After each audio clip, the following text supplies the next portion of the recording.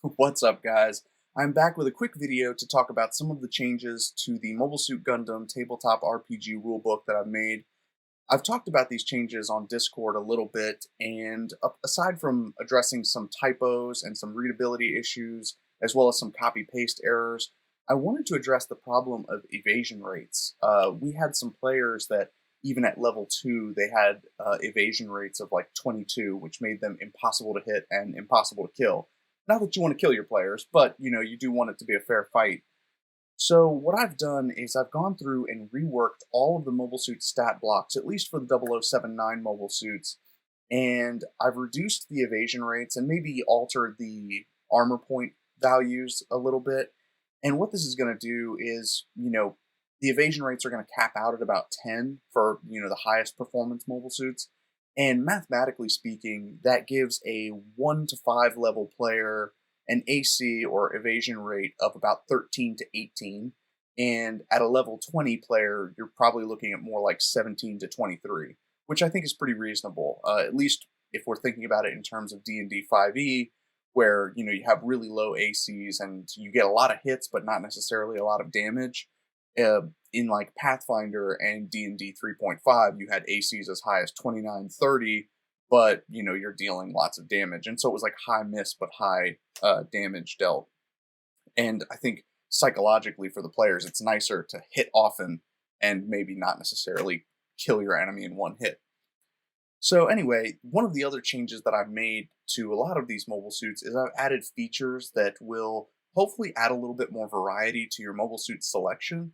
One of the questions that I got a lot on YouTube and on Discord was, well, once you get access to a high performance mobile suit and you take the feats in order to get proficiency in that mobile suit, why would you want to use anything else? Well, hopefully this will kind of address that, because you'll see a lot of mobile suits have features that make them more suited to certain types of classes or certain types of missions. So for instance, looking here at the RX-75 gun tank, you see that you have pretty high armor points but a terrible evasion rate, and so, most players would look at that and say, why would I ever want to pilot a gun tank? Well, by adding the feature of tank treads and giving the gun tank the ability to disengage as a bonus action, it allows for a player who maybe doesn't have the disengage action or disengage feat to create some distance between them and their enemies so that they can utilize the gun tank's full potential as an artillery unit. If we look here at the RX-78XX Gundam Pixie, it may have less armor points than the RX-78-2 Gundam, but it does have an ability that grants it advantage on stealth checks at night. Now, similarly, if we look at some Xeon mobile suits, we have here the MS-07 Goof, which has the Nozaku ability, granting it advantage on saving throws against grapple checks. And we also have the MS-08 Ifrit, which has the same ability as the Gundam Pixie, granting it advantage on stealth checks at night, which could be very valuable to someone of the Infiltrator class.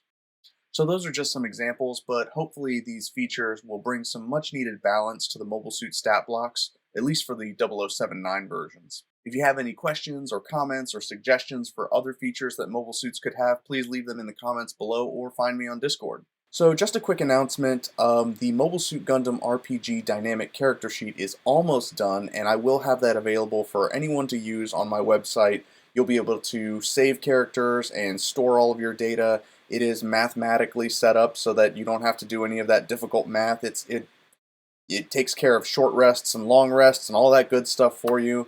But I do want to start a series on how to program your own dynamic character sheets for your own RPGs. Part of the reason I did this series was to kind of inspire people on how to create their own tabletop RPGs, and I think that the idea of having a dynamic character sheet similar to the setup that you would find on like D&D Beyond would be a valuable part of that. And I didn't see a whole lot of tutorials on that online, so I hope that that's something that I can contribute, and it's a fun way to learn how to code. Also, you may have noticed that I got a new camera, and I'm going to be uploading a sort of film test to upload some more Gunpla related content. I really do want to make more Gunpla content, but I haven't had much time to build lately. If you're still liking the series, please like this video and subscribe to the channel. That's about all for now. I will catch you guys later.